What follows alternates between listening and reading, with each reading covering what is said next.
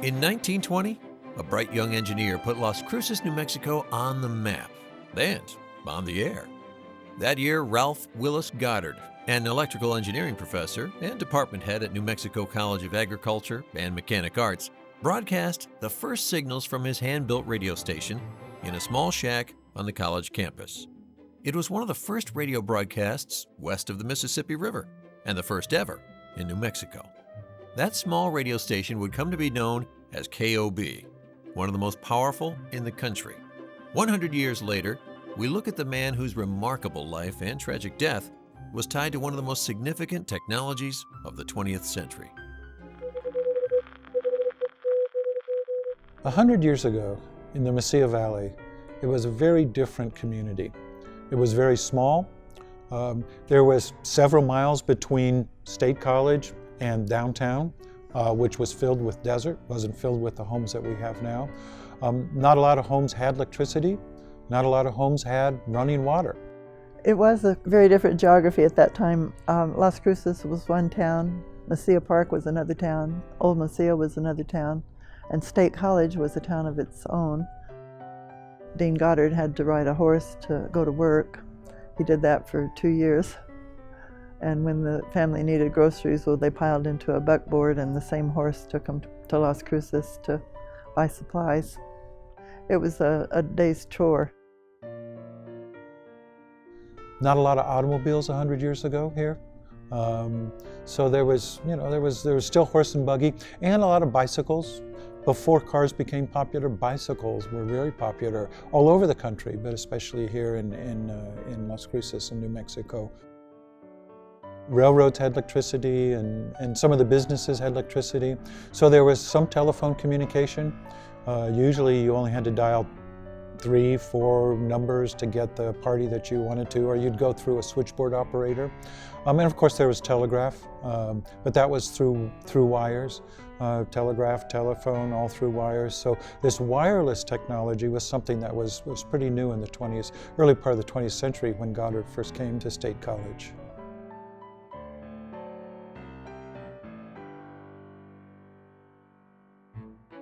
Ralph Willis Goddard was an extraordinary young man.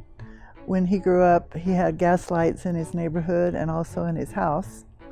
But he electrified his house. He put in electric lights, and he actually built a power station at the back of the house. Ralph W. Goddard was born in 1887 in Massachusetts and grew up there and then went to the Worcester Polytechnic Institute, graduated from there in 1911. He was a little entrepreneur. He did bicycle repair and electrical appliance repair.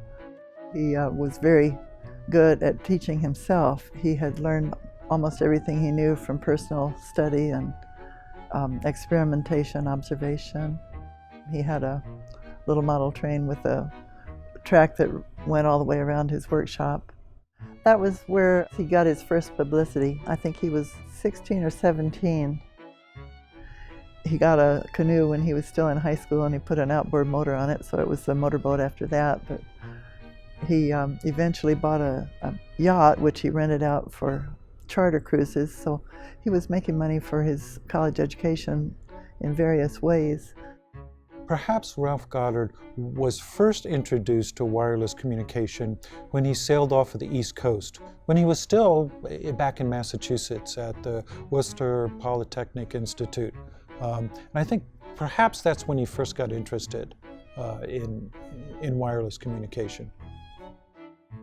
Ralph Goddard had a girlfriend, Frances Gascoigne. He called her Frankie.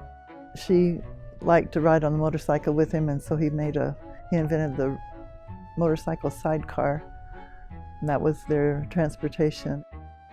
It looked like an armchair. Frankie was not a motorcycle mama. She sat there with her bonnet and her dress on in the chair, and it looked very comfortable. He created a company called the R.W. Goddard Company, Ralph Goddard Treasurer. He didn't make himself president. But that was another part of his entrepreneurship. He had a mail order business to sell some of his products.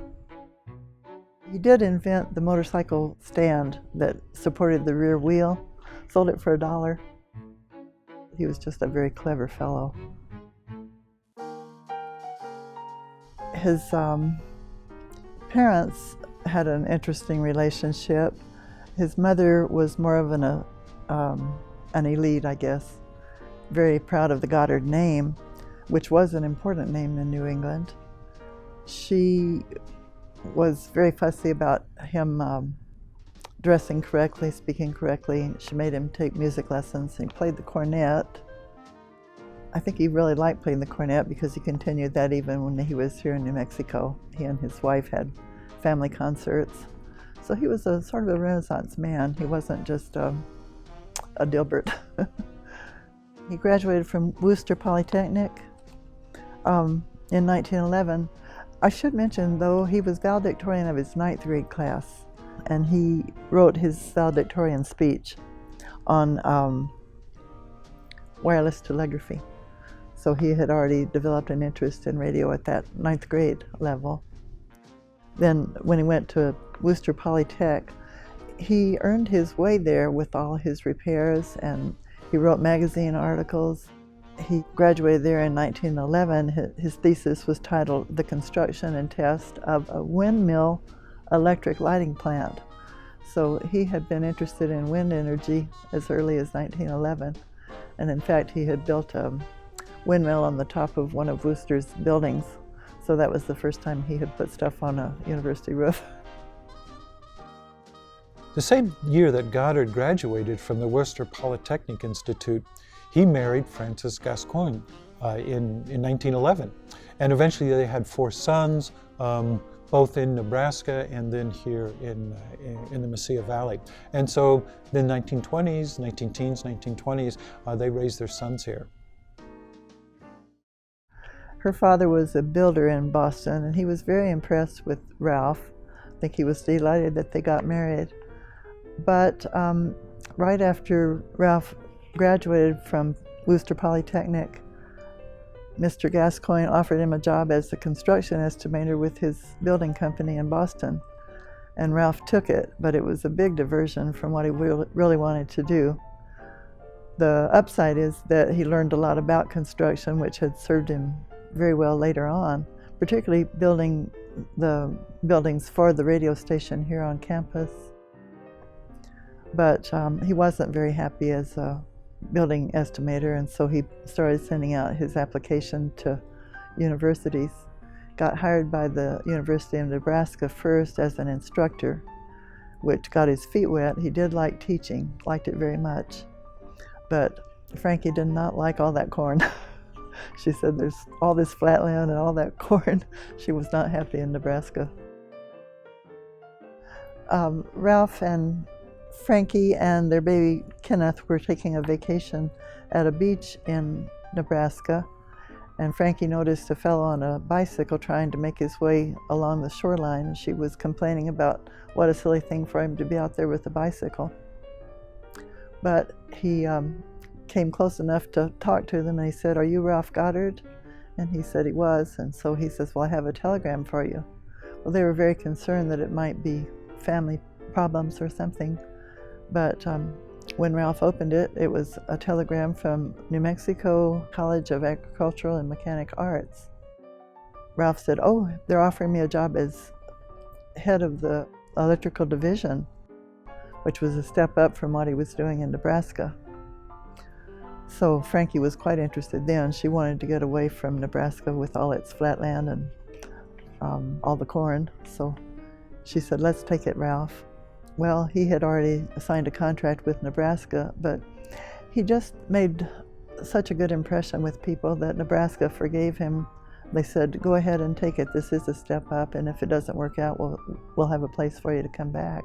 So took away the risk, and they agreed to go to New Mexico and start in the fall semester. Ralph Goddard and his young family moved to New Mexico, and he began his new job as professor and head of the Electrical Engineering Division at New Mexico College of Agriculture and Mechanic Arts in Las Cruces. He took an office in the newly constructed Campus Engineering Building, which would years later be named Goddard Hall in his honor. In 1919, Goddard organized the Campus Radio Club. In June of 1920, he was named Dean of Engineering and was granted experimental radio license 5XD. Goddard and the radio club made modifications and upgrades to their equipment, and on April 5, 1922, Goddard's radio station was issued government license KOB, and they began broadcasting to the public. They had to come to New Mexico on the train, which was an eye-opener for them. They came in through Raton Pass and then over to the western side of the state and down along the river. Ralph was impressed with the isolation of all the population. They'd go miles without seeing a house or a store or a primitive road, and he thought, how do these people know what's going on? What happens if they have bad weather coming or something? So the idea took birth right then that they needed a way to communicate with each other. And he thought about how useful radio had been to the sailors in the coast. He thought perhaps he could do something to bridge the distance between all the people in New Mexico who were separated from news and help. So Ralph Goddard got to southern New Mexico in 1914. And so he came here, started teaching engineering, electrical engineering, early on in the 20th century. What changed was the punitive expedition against Pancho Villa in 1916, and then the United States getting into World War I a year after that. And because of his interest in wireless communication, which was such essential for military. He helped first with training cadets at State College to work the wireless in their signal corps, both in the United States and in Mexico during the punitive expedition, and then with the American Expeditionary Force supporting the Allies in World War I. He got a car in 1916. It was a 1914 car. First thing he did was to get a piece of paper and figure out how to make a trailer to take behind it so they could go camping. And he designed one that folded up on the sides, or the sides folded up and then they folded out to make beds. And he had a tent that covered the top of it. So it was very much like something you could buy today, I guess, a travel trailer. When the war was over, amateur radio's ban was lifted, so Goddard was kind of interested in explaining that to his students. He had a different type of student too. When he first came to Cruces, well, he had farm boys in their overalls and bare feet. Now the people coming back from the war were older men who'd been in war. They were very serious-minded. They'd seen what communications could do, so he didn't have a hard sell to interest them in forming a radio club. The Signal Corps was the source of some materials too. He salvaged a whole building to make use of as a radio shack, and he had several bits of equipment left from them as a starting point for what they wanted to build. So he got the guys involved and started the club. The first problem, I think, was the geography of the state. They had to deal with those mountains, so they needed a great deal of height to overcome the limitations that they presented. So Goddard Hall was a good place to start. It was 60 feet tall. So Goddard got a 60-foot mast, and a very brave student who helped get it up on top of the dome. So we had 120 feet of mast to support their aerials. That lasted about a month before the wind blew it down, and it fell in 3 pieces through the roof of the engineering building. So that was the first mark that he left on that building. So Goddard received a government license for his radio station in 1920, KOB. Growing up in Albuquerque in the 60s and 70s, KOB was the voice of the Great Southwest. And so KOB has been around a long time. He broadcast Aggie football games live right around the early 1920s. The first football game he broadcast was between the Aggies and the Albuquerque Indian School, and the score was something like 56-0, go Aggies. So he would broadcast that. Also, he would broadcast live music. He would take a microphone into the music hall and would broadcast live there. And crop reports, things like that, some things that people, not just in Las Cruces, but in the region would want to know about, how much corn would go for, what roads were closed because of weather or construction or things like that. And remember, cars were just coming in. So roads weren't very good, even between here and El Paso. It took about 3 hours to drive if you had a car. So road conditions were very important to hear what roads were good that day.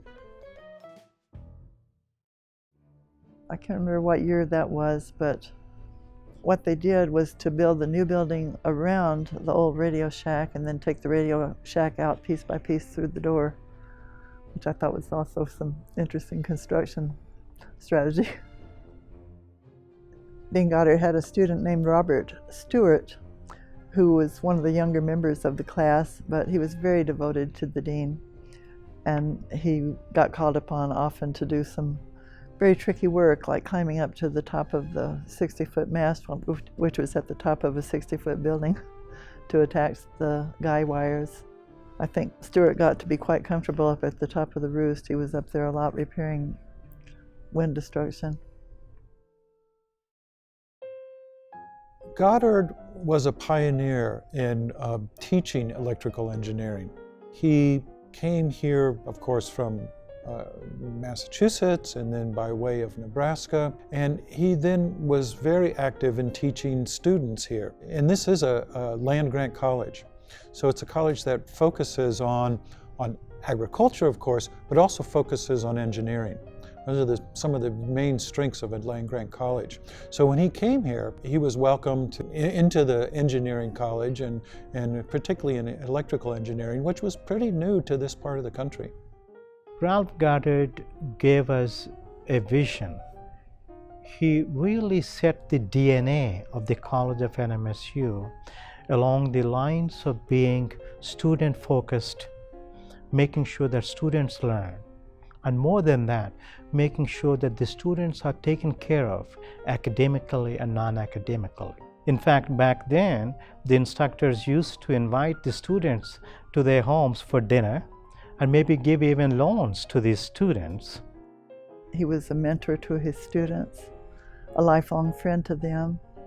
He was a builder, a community leader. He broke ground for the Las Cruces High School and supervised its quality control and its construction, and it's still standing, still serving, so very fine, sturdy building. Goddard had a passion for radio, and that's going to translate. A good instructor a good professor will include that enthusiasm into his teaching, and students will be enthusiastic about it as well. And some of the more perceptive students will say, aha, this is a wave of the future. I can see this is something that not only will interest them, something that they can get jobs in the future. That's still today here at New Mexico State University. Students come in here and go, oh, that's what I want to do. Not just because I feel passionate about it, but also because I can get jobs at that. And so he fueled that passion for this new technology, this radio wireless technology. Everybody just loved him. He was a wonderful father and financier. The students never had enough money to pay their room and board bill, and so Dean Goddard would find work for them, if not at the station, at his home, for them to earn the 25 cents a day it took to pay the bill. So. He used to compete with the College of Agriculture back then to increase the number of students, and he used to go around the state to recruit the students to NMSU College of Engineering. And he was so instrumental in making the program offerings formal that several deans after him do credit him for the accreditation success of all the engineering programs that we now offer at NMSU. Well, Dean Goddard tragically died on December 31st, 1929. KOB was going to broadcast live that night to ring in the new year of a new decade. Dean Goddard went down to the radio antenna to power it up. On New Year's Eve, Dean Goddard died in the KOB station he had constructed. He was accidentally electrocuted by some of the equipment in the transmitter room while making last-minute preparations for a special program scheduled to be aired that night. Harold Elmendorf and his wife, Sarah, of Las Cruces, were friends of Dean and Mrs. Goddard.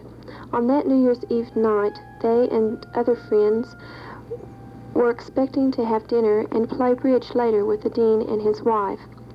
Would you please tell us about that night?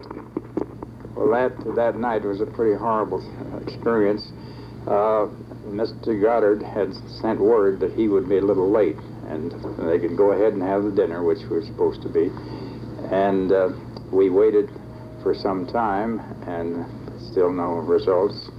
And finally somebody either went from the party to see what was keeping him, or somebody from the college told, I don't know just which it was. But anyway, at that time, we found that he had been found laying on the floor right below some big switches, electrical switches, which he had evidently been working with for some reason. And he was then just dead on the floor. I just saw what was the end of it. I busted my little focus and got down there pretty fast, and I got home, ran in the kitchen, told my mother that something had happened, and Dr. Kent drove up just about that time. And they were doing their darndest but there was nothing that could be done. I mean, it was over before it started even. Yeah. He was out literally cooked. The doctors intimated his death resulted from his blood being boiled by the shock and then congealing, after which he just had no chance to live. The imprint of his feet was burned into the concrete floor. The station was silent until January 2nd, 1930, when Harry Kent announced the death of KOB's founder to the studio audience. As a consequence of Dean Goddard's sudden and tragic death, as a consequence of all of a sudden this vacuum of leadership for this flagship station of KOB, interest in the radio station dwindled at State College. And so in 1932, it was sold to an Albuquerque company, an Albuquerque firm, and KOB was moved up to Albuquerque, where it continues to be a voice of the Great Southwest, KKOB, both AM and FM. It was a real tragedy for the community, for the university, for the region, to lose this, to have this voice go silent. It was dormant for a few years. They had offers from various places to buy it, but there were always some objections to the deal. I think the Albuquerque Journal had the most attractive offer, and they were very good to the campus. They paid all the expenses to move the station to Albuquerque, and they paid, I don't remember what kind of remuneration, but they made it a very agreeable deal to take over the management of KOB.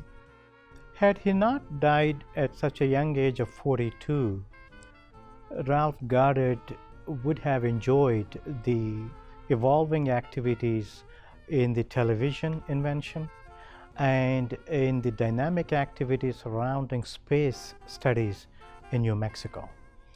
The areas such as White Sands and the evolving periods that led to Manhattan Project, the physical science laboratory establishment at New Mexico State University, would have made Ralph Goddard feel like a kid in a candy store. And I do regret that he didn't live a full lifespan.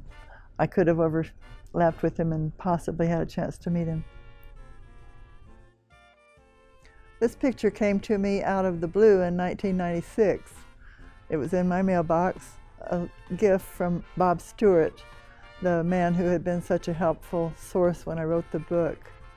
He was in his 90s, I believe, when he sent this, but this picture was of him sportcasting from Aggie Stadium with his date, Billy Yost from Mesilla Park. He said that she was the May Queen that year. So that was like having a letter sweater, I guess. It was so sweet of him, though. I'm so happy to have this picture, a last communication from Bob. Goddard's legacy lives on at New Mexico State University. The engineering building where he broadcast New Mexico's first radio signals was dedicated in 1934 as Goddard Hall. The stately structure still serves as the administrative center for the College of Engineering. KRWG Public Media, also on the campus of NMSU, honors Ralph Willis Goddard's legacy in the call letters of KRWG FM radio and KRWG TV. The radio station that Goddard founded is still on the air in Albuquerque, now known as KKOB. I feel like Dean Goddard was a gift to our state, a gift to our university, a gift to the world. I think he accomplished as much in a lifetime that was half as long as mine as I could ever hope to. He was just a fabulously productive and focused person, and I'm so glad that his memory is being revived. He's been forgotten twice, so thank you so much for doing this story.